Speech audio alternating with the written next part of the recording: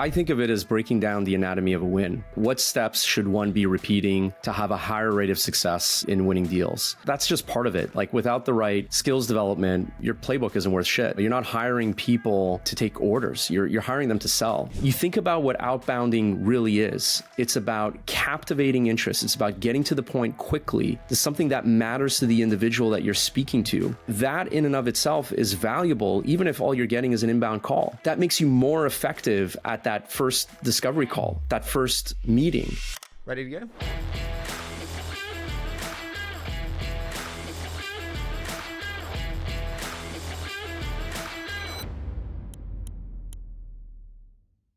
Julian, I'm excited for this, dude. I've been looking forward to this one for a while. So first, thank you so much for joining me. Yeah, likewise. Thank you for having me, Harry. This is great. Not at all, but I want to start with your entry. You started in marketing, and I think it's a really interesting entry point. How did your entrance from marketing impact how you think about sales today? It was really interesting in a way because, like, on the one hand, it didn't prepare me at all for what sales could sort of look like, but on the other hand, I learned to appreciate very early on that when done right, marketing could really serve as the guardrails for repeatable success in sales. And so, aligning the outside looking in perception of the company and the brand with what the field is presenting is critical to establishing that trust and credibility. So that was sort of my appreciation as I went into sales, understanding that, when it's done right, it could be really effective. You had 10 years at Lightspeed. It's a phenomenal amount of time. And you were also incredibly accomplished in terms of position at a young age. I just want to ask, what are the biggest sales leadership, specifically, takeaways for you from 10 years at Lightspeed in that period of hypergrowth? Yeah, it was a long journey. And, the company I joined at the top of 2011 was not the company I left, sort of halfway through 2020. But I learned very on and at every stage that connecting with people was the key to motivating them and keeping them engaged. Building and scaling companies is hard work. You're taking people through some really, really hard changes. And so the ability to connect with them on a very personal level and understand what motivates them was really, what are the really hardest changes, Julian? People are sort of used to going through change and then living with it for extended periods of time. But the reality is when you're part of a scale up or a startup, the thing you implemented 3 months ago can very well go stale shortly thereafter. And so people get a lot of fatigue with that. They like for things to remain constant and consistent. And that's just not the case when you're scaling rapidly. You were 30, leading all sales and GTM for Lightspeed a year pre-IPO. Did you have any imposter syndrome? It's a big role. It's a young age. Yeah, loads of it. I still make eye contact with it today. I was always fortunate to have been surrounded by people who believed in me more than I did in myself. Does imposter syndrome make you better or worse? I'd say it's the constant pursuit of more and better. I look to people that are more successful or who have accomplished more than I have in a shorter time frame. And that's my bar. And so, being in this constant state of good isn't good enough just keeps you grinding. Listen, I have it too. I was about 12 years old when I raised my first fund, and I definitely felt that. But it's what drives me to go and work at 2 a.m. when everyone else is going to bed. So I actually think imposter syndrome is good. I want to dive right in though. We always hear in sales sales playbook, sales playbook. What is a sales playbook to you first? How do you define it? I hate the term because of what it stands for. It usually ends up looking like some 20-page document that you use to check a box. I think of it as breaking down the anatomy of a win. Like what steps should one be repeating to have a higher rate of success in winning deals? But that's just part of it. Like without the right skills development, your playbook isn't worth shit. Like you're not hiring people to take orders. You're hiring them to sell. And so what do you mean by the skills development element, and how do you think about that in relation to sales playbooks? The playbook's got to start with hiring the right people with the right level of intellect, the right level of curiosity, the right level of discipline. And it's from that base that you develop skill and industry knowledge and then start applying the winning formula to close deals, whether that's deciding whether proof of concept is appropriate or not, at what stage in the cycle, how and when to get the executive team involved, things like that. But it's got to start with having the right people for the right phase of the journey. No playbook is going to solve for that. Well, before we dive into the who, in terms of the like what and the when, should the founder be the one to create the first sales playbook, or can you bring in a head of sales to do it for you? I believe strongly that it's got to be the founder. There are definitely situations where that maybe isn't the case, but I think you do yourself a disservice as a founder. Like being able to get on the front line and get firsthand exposure to how customers are reacting to whatever it is that you're pitching or selling, I think is an important leverage that you then need to call bullshit on anyone else that you're ultimately going to trust sales to in the future. So, a capable go-to-market first hire can certainly do that, but getting involved as a founder, I think early on is critical. So we now need to hire our first go-to-market person, Julian. You're an angel in my company. I don't know what to look for. Should I go for like a tenured sales leader, or should I go for like junior reps? What do you advise me on that first GTM hire? Yeah, I'd say, if you're very early on in your journey, you need somebody who's going to have the humility, the patience, low ego, high curiosity. Sometimes the person with the fancy cover at the front of the book that's touched the right companies at the right times is not what you want. You want somebody who has something to prove, has a chip on their shoulder, and is motivated to build something greater than anything they've ever been a part of. And so I think you're largely looking for somebody who's going to be patient, not somebody who's going to, blame a lack of success on all the things the company doesn't do or doesn't have, or, hey, if only we had these systems or this much more money to invest. They should be the type of person who's going to focus on, hey, what's in the art of possible? What can we do? How do we push the envelope further? So that's the kind of person that I think of as a salesperson one. And look, there's a company, I advise for, that started off with founder-led sales that's now looking, or staring down the barrel of making that same decision of, hey, who should that first salesperson be? And ultimately they landed on an individual who, had found success at other companies, but ultimately felt like they had something to prove. Felt like, hey, I want to be in the driver's seat now. I want to create it from A to Z, and loves a good underdog story. Should we hire two at a time? Everyone always says, hey, you want to hire two at a time and pit them against each other. Absolutely. I think that's critical. Having someone to sort of chase, creating that sense of competition, I think is really important. And it also gives you a good barometer to understand, like, hey, are there patterns or things that are getting in the way of these individuals succeeding, or is it really linked to the person? I think if your sample size is one of one, it can be really challenging to draw that conclusion. How do we think about target setting for them? Again, we've got these two new reps now. I'm the CEO, but I'm a young founder. I'm quite naive. How do I think about goal setting and targets for them? Yeah, I'd say, in both the early days of Lightspeed and 1Password, we actually started with team goals. We anchored the team to deliver what was most important for the company and what the company was looking to achieve. That works for a very, very, very short period of time. But it was important for us to sort of establish an in it together while we started to figure out, what sort of capacity can we get out of these individuals, without any sort of historicals on, hey, I know that a rep should be able to close this many deals at this value. You kind of need to figure that out. So, we would leverage spiffs and incentives to get the most out of people and understand, hey, where does that back wall live? But focus them on one common goal. I think as you think about putting guardrails and defining what that comp plan is going to look like, the simpler the better. Especially in the early days, like your rep should be able to understand how much they're going to earn and how they're going to pay their mortgage without having to go through a ton of gymnastics.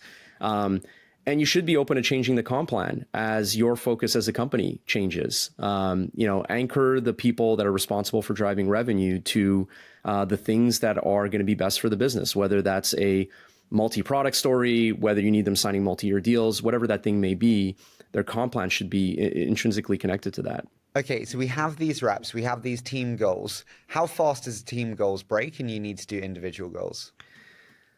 Oof. I'd say within the first year. At 1Password, we moved a little bit. I mean this respectfully to you. I don't even understand how team goals can work, because if we want to have the competitive element between them, you need to have a metric of measurement. And if you have team goals, you don't have the metric of measurement.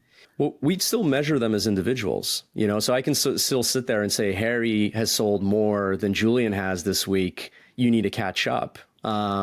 Right. But, as people are starting to figure out what works and what doesn't very early on, having that team goal pushes absolutely everyone, because especially in a small team, you don't want to be the one who's dragging everyone else behind.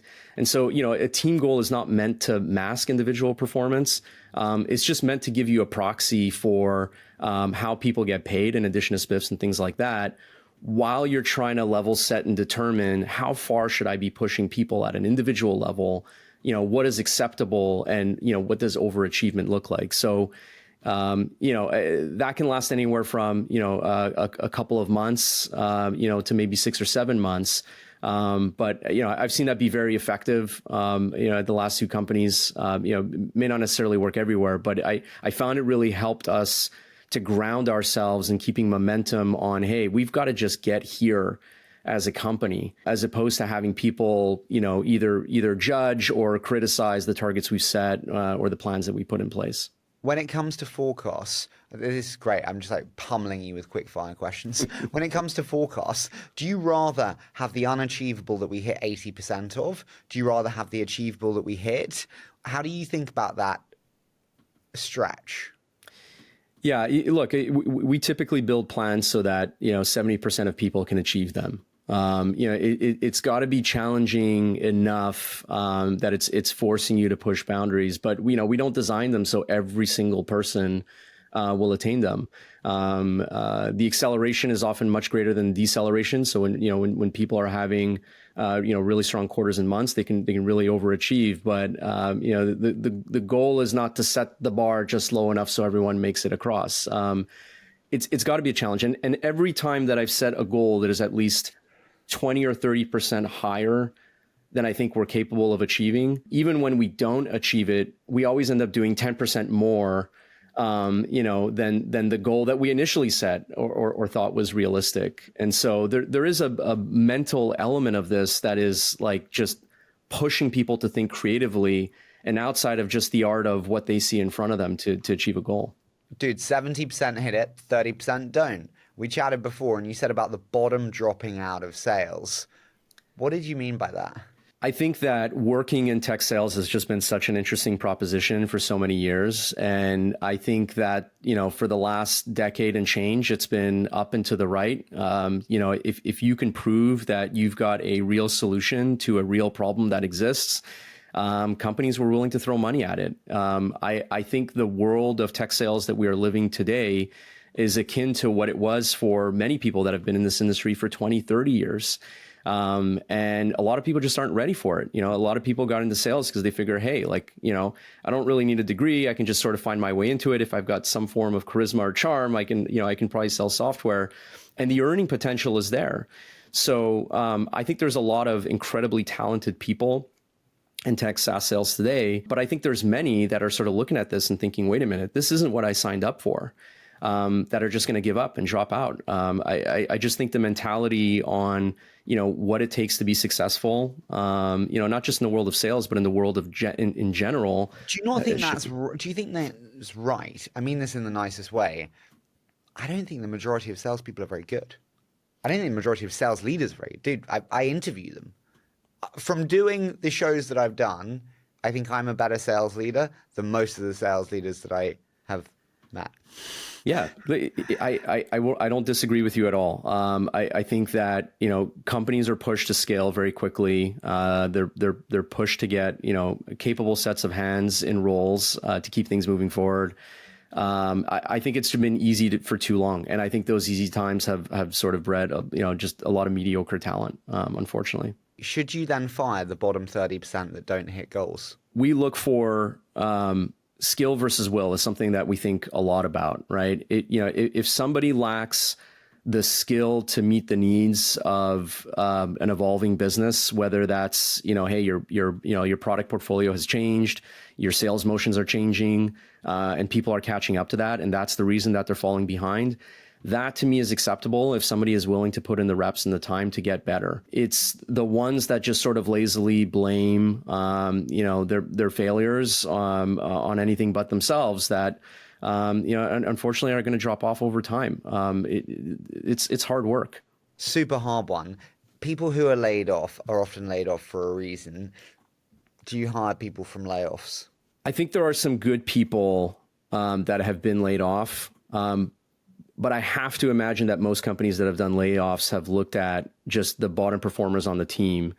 The reason I say that it's not all created equal is within that bottom, you may have individuals who are either new to the organization and still getting their bearings. They may have had an off month or an off quarter. And so if anyone's doing Excel math to determine who falls at the bottom, as opposed to taking the time to really evaluate the people as individuals, I do think you can find some good talent that, unfortunately fell victim to a layoff. I always say look for shutdowns, which is like if you shut down a whole product division and the sales team are gone, that may not have been that they were shit. It may have been that the product didn't have product market fit, the product team won't work. So many things. If everyone's gone, it's not a layoff, really. Do you see what I mean? So like be more nuanced in how you look at it, I think is so important. Okay, so we have that target setting. We have that goal setting. How quickly do we know when we've hired a not great rep? Oh, within the first 3 months. What are the signs? We tend to look at in the first 3 months, we've got ramp targets, which everybody does. But we look for a certain set of both behaviors and leading indicators of whether or not they're going to be successful over the course of the next 3 months. And so their ability to generate pipeline. How quickly do we expect them to generate pipeline? Oh, from day one. I mean, as soon as you're out of training, you've got an understanding of the product. You've got to get out there. You've got to get the reps in. So I come into you. Sorry, it's just this is where people love it. So I come to you. Hey, I'm on your team. I'm young and enthusiastic. What does week one look like? How should we spend the first 7 days? Yeah. So your first 7 days, you're getting set up. I'd say really your first 2 weeks, you're getting to understand the product, the systems and tools, how the job gets done. You're meeting the team. You're in listen and learn mode. You should be asking a lot of questions about what you don't understand, not just nodding your head up and down and going through the training. But we look for that curiosity in the first 2 weeks. It's an indication of how engaged someone is and how willing they are to be an active participant and their success, as opposed to thinking, hey, someone's going to give me a headset and a laptop and a 20-page playbook, and suddenly I'm going to hit my target. So that's what the first 2 weeks look like. But the steps you take after that, whether that is reaching out to top reps on the team to understand what they're doing, whether that's shadowing calls, whether that's, spending time in Gong, whether that's seeking out more training, one-on-one time. All of these are really important indicators to me that say you're engaged, you're in it. I totally agree with you. I just have the question of how many are like that, where they stay late to listen to extra Gong calls, where they seek out the extra learning post hours, where they're researching the latest AI tools they can use to have more pipeline generation. Because for me, it's like none. Well, maybe I'm hiring the wrong people and I'm in the UK. It happens. I mean, look, it's certainly not the case with everyone. But this year, our non-regrettable attrition is probably in the realm of 29 to 30%. Not bad. And, we come to that conclusion rather quickly. We've started especially at scale, putting a lot more emphasis on the hiring process and sort of how we vet that out early on, even before they've started. But some people are just great interviewers. Okay, so we have the 2 weeks of listen and learn. After that, we're expected to do pipeline generation straight away. And when do we speak to customers first, especially if we're selling to enterprise? You're speaking to customers nearly straight away, and that can come in varying different forms. Either you are joining a call and listening in and interjecting where you feel you can, and slowly taking the training wheels off. But from day one, you should be able to go out there and have a conversation. This is well before we've given you a book of business, well before we've given you any leads. Like you've got to get out there. Okay, so I've got to get out there. Yeah, it's tough. And so as an AE then, you expect me to generate my own pipeline. How do you think about me generating my own pipeline versus relying on demand gen? The difference that I see there is that you're going to identify companies and individuals within a company that fit squarely within our ICP, and you're going to reach out to them cold. You're going to try different approaches to reaching out, whether that's on LinkedIn or via email, but you're going to start establishing those connections early on. And some of your emails are going to be crap. Some of your outreach is just not going to work. You're going to get no responses, but you're going to have to develop muscles very quickly to say, hey, how do I get Harry's attention? It's certainly not an email in his inbox that I walk away from and wait for a response on that's going to get him. How do I tap into what Harry gives a shit about, what's relevant to him in that moment? Some of it is borderline just stalking to understand, like, what's Harry talking about? What's he interested in? Right? What is he surfacing? Who is he following? And try to get into that. And so before you even reach out, show that you give a shit. Show that you've done some research and that you're not just blasting off a template to 1,000 people, hoping that 10 of them get back to you. So that's the muscle that I think ultimately ends up making you far more effective. Before I've handed you a lead or an opportunity or a meeting that I've paid real dollars to go out and generate, that you just blunder. Do you believe outbound is still a viable strategy in 24? With the proliferation of AI tools, the immense supply side of content that we're able to shift now, is outbound viable? I think it's viable. I think it's gotten a lot harder, but it is viable. Look, I'd say the easiest part of my day is marking a whole bunch of emails as unread in my inbox that are clearly people trying to sell me stuff. If it's not a priority, it's easy to move it out of the way. I think AI should actually make it a lot easier, right? You think about the amount of time it would take for you to do proper research and discovery on a company before reaching out. AI can accelerate that dramatically. I don't think AI is necessarily going to just, work on autopilot, and fill your inbox with leads and responses. But I think it could help the job of outbound prospecting become a lot more effective. And I do think that, BDRs and AEs can actually do a sharper job at prospecting with a lot less effort. If AEs are meant to generate their own pipeline, what the fuck are BDRs doing? So they're doing the same. And I think that outbound prospecting does become a team sport, especially when you're selling in a high enterprise, especially when you're selling across mid-market. I think that for the AEs, it's a matter of keeping some of those muscles sharp. Like, you think about what outbounding really is. It's about captivating interest. It's about getting to the point quickly to something that matters to the individual that you're speaking to. Like, that in and of itself is valuable, even if all you're getting is an inbound call, right? That makes you more effective at that first discovery call, that first meeting. So it's an important muscle that people need to exercise, period.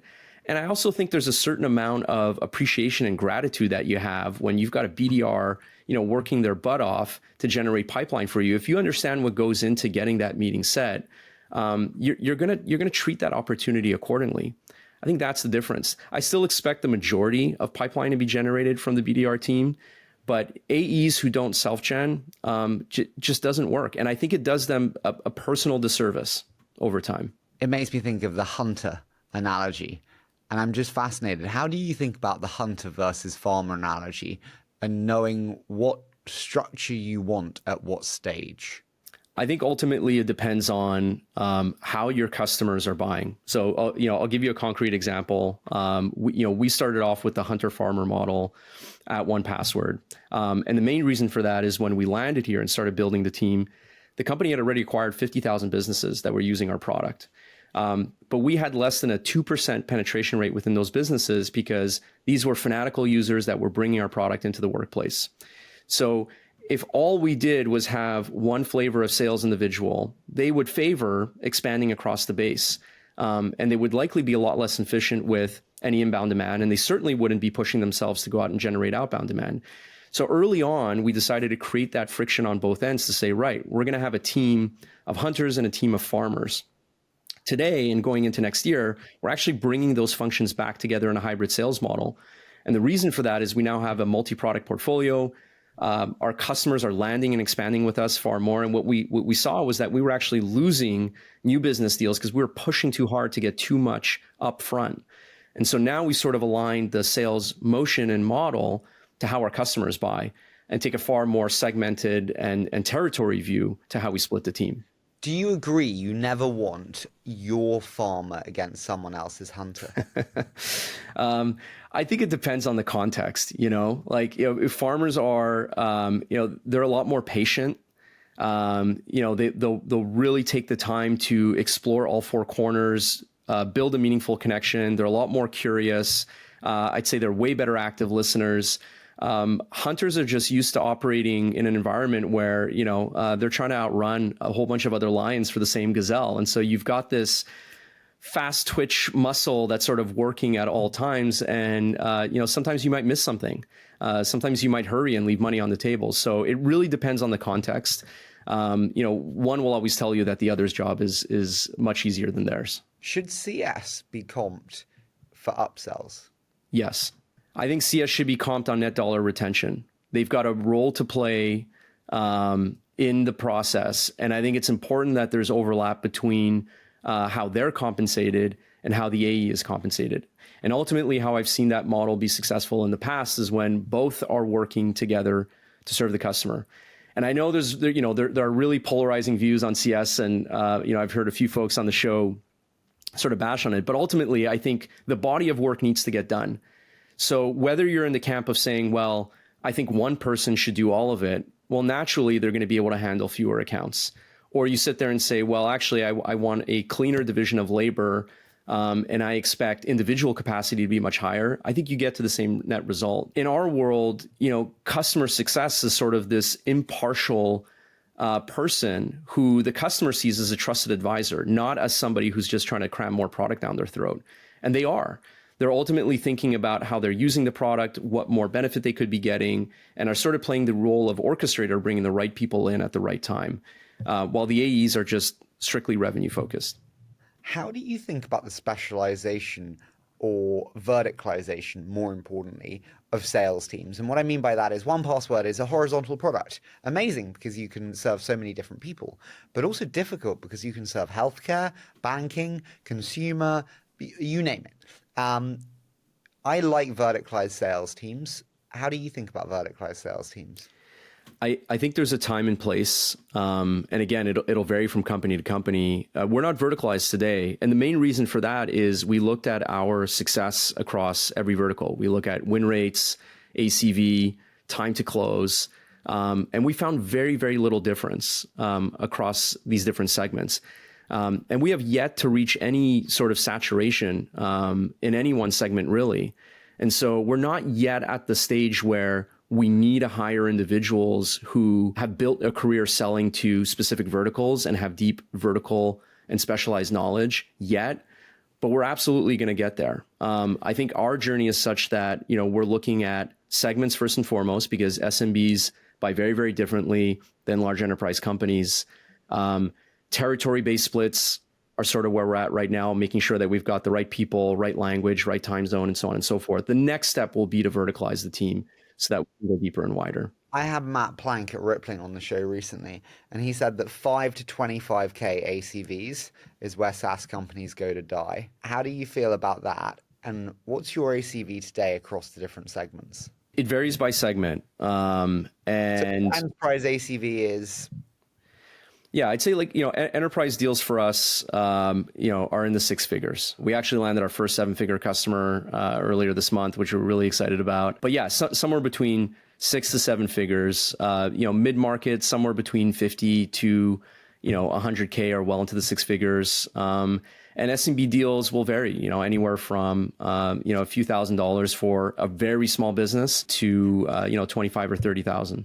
Can you have a sales motion like we discussed with that SMB structure? If you're paying $5,000 to $15,000, you can't afford the outbound, the AE, the CS. Can you? No. You need to be very intentional about where you deploy those resources. Most of our outbound motion right now is invested in mid-market and enterprise because that's where we get the biggest bang for our buck. The SMB teams are a lot more transactional. They work on high volume, high velocity. Most of them pay for themselves 4 times over. Even if I load in all costs. And then from a CS and onboarding perspective, we rely on low touch models with smaller customers to get them going. Ultimately, we'll get someone on the phone working with them if they need the help, but it isn't the default switch of the team to just unload the mega machine for every single customer and deal, regardless of size. If they pay for them 4 times over, why don't you 10 times them? And what I'm trying to get at here is where is that asymptote of value where you no longer get 4 times payback? I think there's a point at which you reach a ceiling. I think today that team is largely driven by the inbound demand that we get for our product. And so as we think about investing in that further, the unit of economics need to make sense. And at a certain point, we're going to have to make a decision to say, how do we want to serve this segment? Conversations we're having now are to sit there and say, well, can we start to leverage a different distribution model for that cohort? And we've recently got into working with MSPs and MSSPs as well as distributors to achieve that. So there definitely is a point at which 10xing constantly starts to make less and less sense, which is a big part of why companies need to think about moving up market and building that motion early on. What's your inbound to outbound ratio today on converted deals? We're probably just over 50% outbound, so 54-46 split. And I'll say that a year ago today, we were probably 99% inbound. Wow.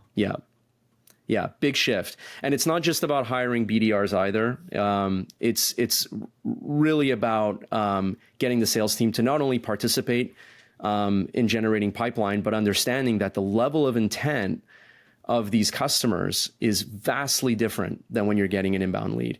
So these deals take longer to close. They close at half the rate. What's the time to close on an enterprise deal today? There's a great deal of variance, but I'd say on average 2 quarters. 2 quarters. Yeah, okay. Yeah. So we usually think about the pipeline about 2 quarters out. It may be closer to 3 to 4 quarters when we're generating outbound pipeline. Outbound deals typically close at half the rate, but they close for twice as much. And so, the person we're reaching out to doesn't have a preconceived sort of notion of what they want to buy. We are defining that from the get-go. So that is the advantage of outbound pipe gen over inbound. I've always been taught that when you have to educate the customer, don't bother. It's going to be too hard to sell. It's like when you're fundraising, when you have to persuade a VC to invest in the category itself, don't bother. Is that wrong? They can believe that they need password management and it's really important. Now they've got many options and they can choose lots of them, and that's up to you. But if you're having to persuade them that password management is important, no mas. I think that in and of itself can sometimes be the problem. You need to be able to educate them on the problem.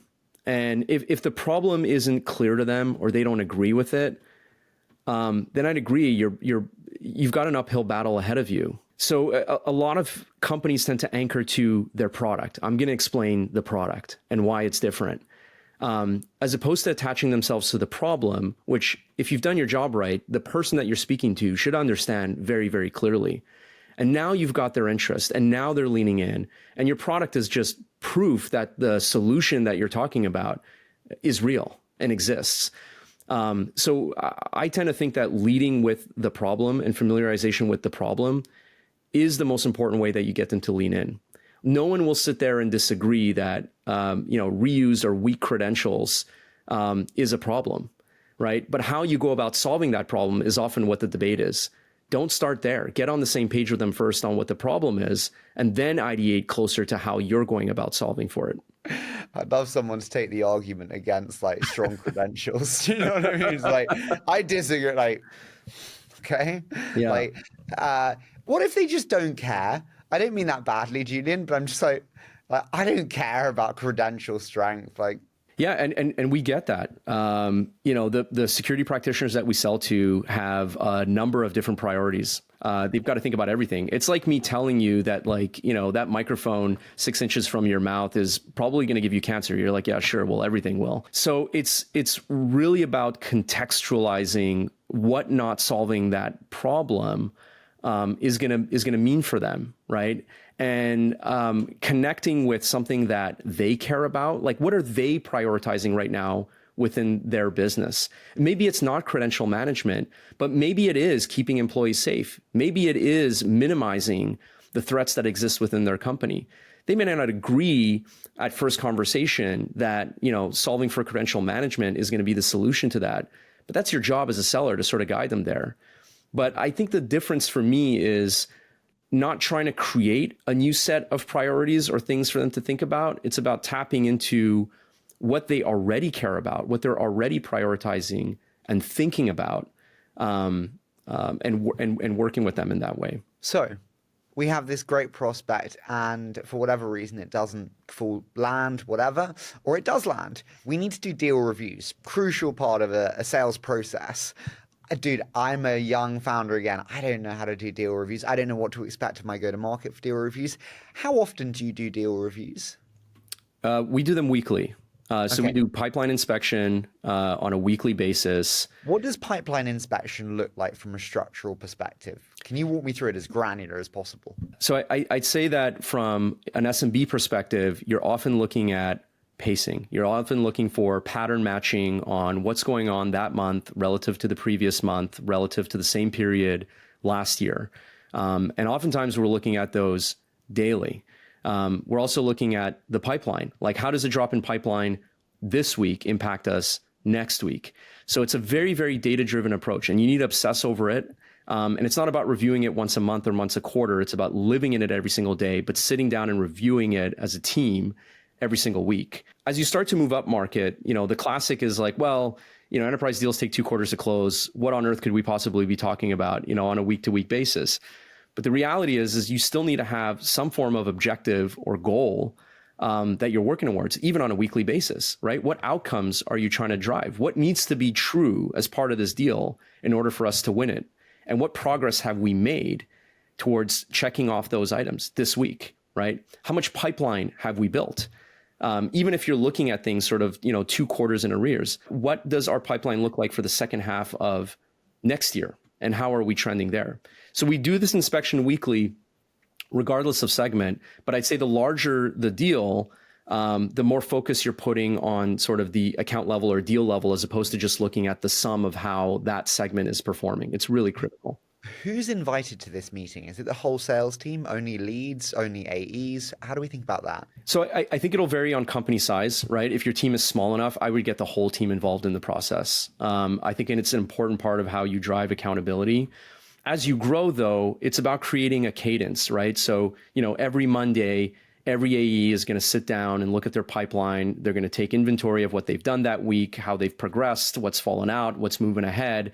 And then the following day, they're going to report that to their frontline leader. Their frontline leader is then going to go ahead and inspect that work, ask probing questions, ensure that there's proper hygiene, and then roll that up then to their second line leader. So typically, by the time we have our weekly forecast call, I'm usually having it with my directs, and we've got folks from marketing, folks from our FP&A team that are joining us as well. And then we roll a summary to the executive team. Can I be a bit blunt? Does this not seem a bit ridiculous? And I don't mean that horribly in any way, but like an AE rolls it up to a sales lead, who rolls it up to someone else, who rolls it up to someone else. Oh, for fuck's sake, can we not just get the AE to present in a more direct way? It feels like every stage is a gatekeeper, and every half hour is half an hour that's valuable. Like, is this really how businesses are run today? I think you reach a certain size and scale where, you'd end up having an 8-hour meeting if every AE had to sort of come and sort of run you through, Can we not just hire AEs where we trust their pipeline? And so when you hire, no, I'm being serious, but like where you say to me, what's your pipe? And I go, dog shit. I got 200K this week. And actually, I think I'm going to have a 50% dropout rate. So 100K. You're like, great, thanks. It's all done by message. Yeah. No, unfortunately not. I think there's too many moving parts. There's too much emotion that's involved in selling. There's too much that can be driven on a feeling. Hey, I just had a great conversation with Harry. I think he's going to buy. Having someone to keep you honest throughout that process, I think is mission critical. I've seen so many AI sales coaches where they are continuously prompting, really what makes you think that? Continuously pressing. Do you think that will continue to be human or AI led? I think the landscape of that is going to change dramatically. Like we started using a product called Momentum that not only does note taking on the call and sets follow-ups, but it also gauges the customer sentiment on that call. It also gives you suggestions on, things that you could have done, that you should have done, that you didn't do on a call by call basis. Why has Gong fallen asleep at the wheel?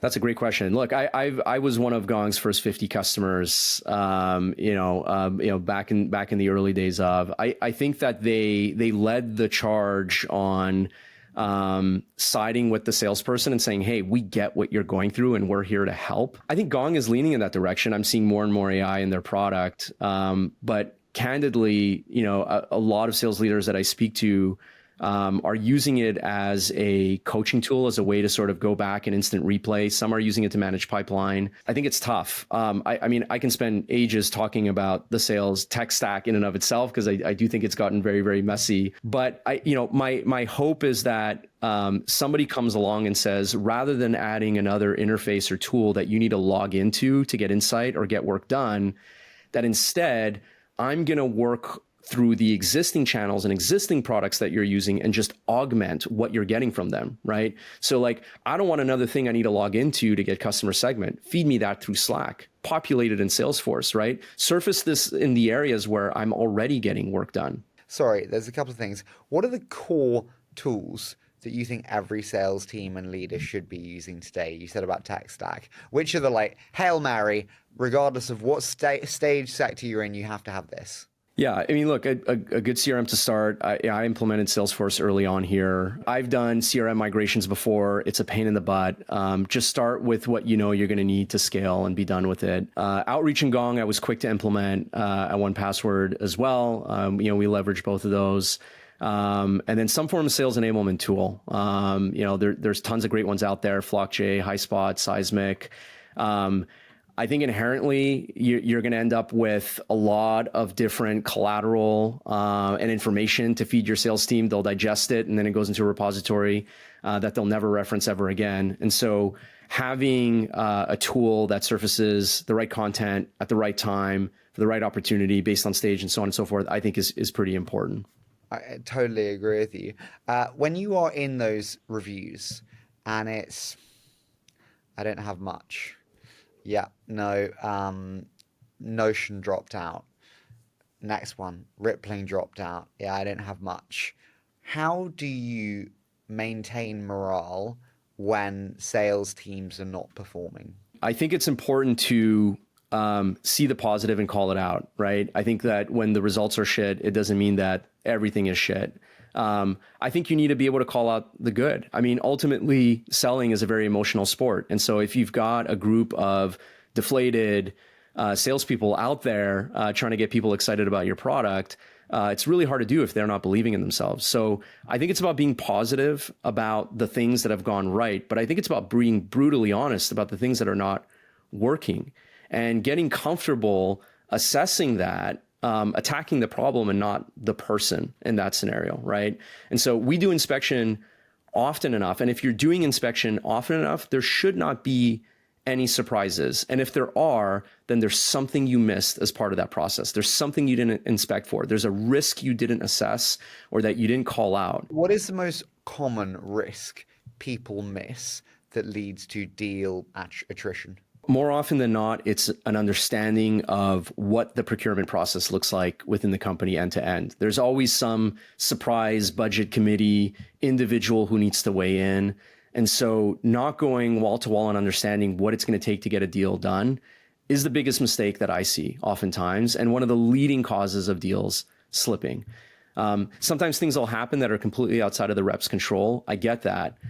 We can only control for what we can control. But more often than not, it's about missing something in the procurement chain, or not getting the right amount of value established with the right individuals in the organization. Like if you're attempting to sell a $500,000 deal to a manager in a department, and their, superior or their budget holder is not even aware that these conversations are taking place, that's a huge red flag. Because people are inherently bad at then going back and selling the business case internally. So we actually find that we end up coaching a lot of our reps to do exactly that. Like not just sell the product to the person that you're working with, but coach them and help them sell this internally. How do you do that without being so fucking obvious? So listen, Julian, we both want 1Password in Notion, Rippling, Vanta, you name it, whatever. Okay. We both want that there. This is a pack of information that I would use. How do we do it? I think it comes like the subtle art there is not just loading them up with technical jargon, even if they understand it, but thinking, what are the questions that their CFO is going to ask them when you try to go and justify spend for this product? What are they going to ask, right? And it's about giving them those answers throughout the process, right? So that they've got it. It's at the tip of their tongue. They can answer it right away. And most of the time, they can't anticipate what their CEO, what their CFO is going to ask of them. So we give that to them without asking anything in return, knowing full well that they're going to end up facing that challenge at some point. So even if we don't get access to those individuals throughout the sales process, I mean, our CFO often says, like, please don't have me speak to a salesperson, but we make sure that our champion is armed with the right answers to the right questions to be able to justify it. It's so funny you said there about the CFO. Oh, don't nod the salesperson. Are people still buying software like they used to?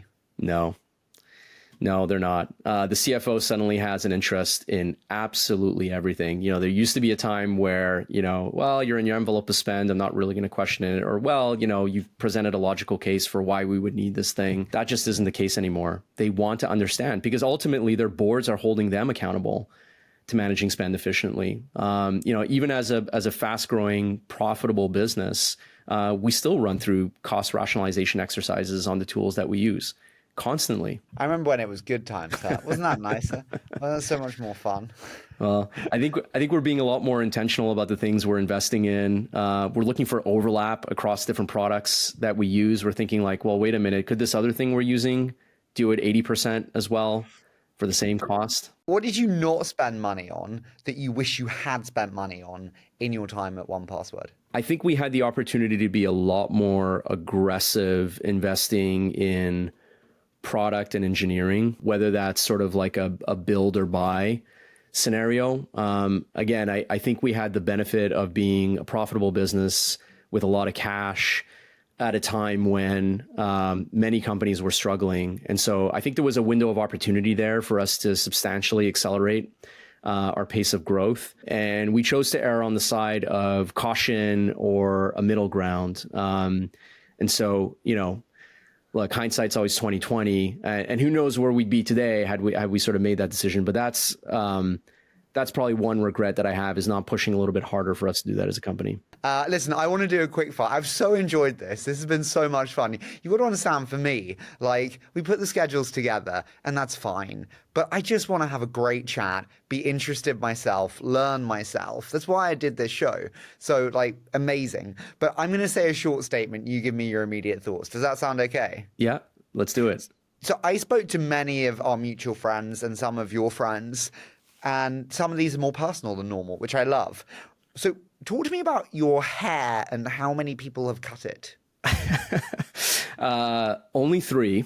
And that number is 3 and not 2 because I ended up living in New York for 4 years and needed to find someone there. But yeah, I'm very loyal in that sense. I like the ritual of going to the same person, somebody who's kind of like partway removed from the world that I live in that I can just sort of confide in that 1 hour of therapy. And so my hair's just become a thing over time. So I only really entrust it to one person these days. You've got great hair, by the way, real volume and texture, Thank you. which is a line that I've never said in a show, but it's a first for everything. What is your hotel cadence? Oh my gosh. Well, I've spent a lot of time in hotels. Bit of a germaphobe. Do you like that? Like, I don't travel. Yeah. I hate traveling. Do you like that?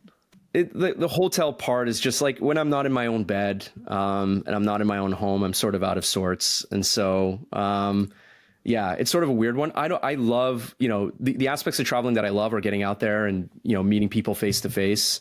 I love that. I really, really do. And actually, in a lot of ways, when I'm traveling, it just sort of shuts out everything else in my life and I can really focus on work. But sleeping in hotels is probably my least favorite part. Do you buy remote sales teams? Well, I lead a remote sales team, but I believe in the importance of in-person interactions. Like we invest every year in getting every single individual together in one place. I think it's important. Within 15 minutes, you can just tell who's engaged, who's in it, who's full of it. You get that sense. And, I think it's so important though that you hear, Julian on the call and close that deal and like, yeah, we are winning. Or, oh, he lost it because of that reason. I should watch out for that. Or, she's doing really well. We should actually promote her. Or, they're really down. Like we should actually go for a beer after work with them and make them happy. Yeah, you lose that. It takes a lot more energy and work to actually go out and seek what's going on as opposed to just being in the room and seeing it. So look, we get our sales teams together at the end of the month, at the end of the quarter. It's a subset of the team. It's not all of the team, but it's definitely something that's top of mind for me as we continue to grow, is sort of this idea of building out centers of excellence for our talent so that we get a little bit more of that. I get a lot of that with our leaders because there's many points during the year where I can interact with them, but I miss that, man. I miss walking the halls. I miss the casual chats by the coffee machine. Dude, tell me about a deal you've closed where you've had to do something outside of the box to get it done. Oof. I don't have I've heard some cool stories of people giving away their car to a prospect to get the deal done. That happened somewhere in Italy. This was an old boss of mine who told me the story. Of course it was Italy. Yeah. Yeah. Only in Italy. I gave my daughter, know? You like the car, it's yours. I don't have anything I think the closest is we've definitely done tracking, waiting for that last signature from the CEO who's on a flight, finding out which flight they're on, tracking their flight so we can get them right as they land. So we've done that and gotten deals in right at the 11th hour, literally. Across the line. That's about as outside of the box as it's gotten. What one piece of advice would you have for a sales leader starting a new role tomorrow?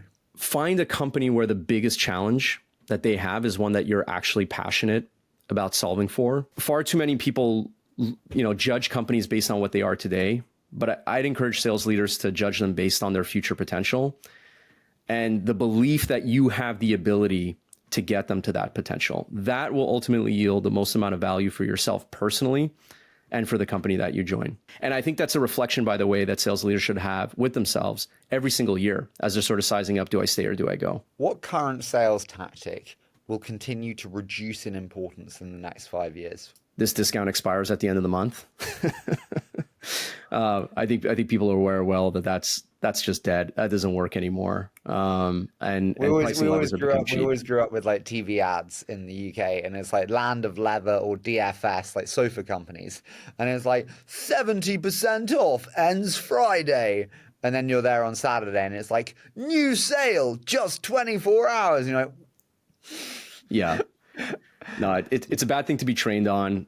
Even procurement teams have sort of wisened up to the fact that, hey, I'm going to wait for the last day of the month, make the salesperson really, really sweat. And then salespeople sort of get desperate and start dishing it all out. But yeah, I think that's gone by the wayside. There was a time and place for it, but not anymore. What one company sales strategy has most impressed you over the last year? I'd say, I've been really impressed with Wiz. And I guess a typical answer in the sense that, yes, they've grown very quickly and that's admirable, but knowing the amount of talent and change management cycles they likely needed to go through on that journey from 0 to 500 million in revenue over that period of time, that is the impressive and remarkable part of that story. Because the playbook of how you become a billion-dollar company is pretty well understood as far as just like the typical steps, whether that's international expansion, multi-product portfolio, working with partners, so on and so forth. But doing that over a compressed time frame, that's the impressive feat that I think Wiz has accomplished. So good on them. Julian, as I said, I love shows like this where it's much more natural than it was intended to be. You've been amazing. Thank you so much for joining me. Thanks so much for having me, Harry. This was a blast.